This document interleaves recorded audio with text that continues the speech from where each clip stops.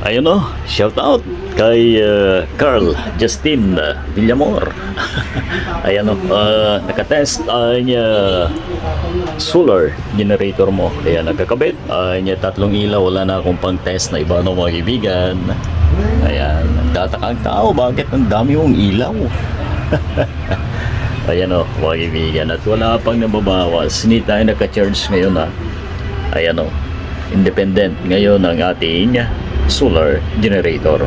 Wala pa lang nakasalpak na pa-charge ng mga kaibigan. Ayan, 12.6. Okay, kita nyo naman kung gaano kalakas. O, ayan o,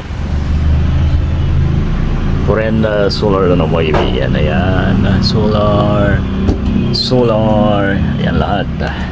Okay, at next sa ating project, ayan o, mas matindi to, mas malaki dahil ito ay 60 ampere hour ano mga kaibigan, 60 AH.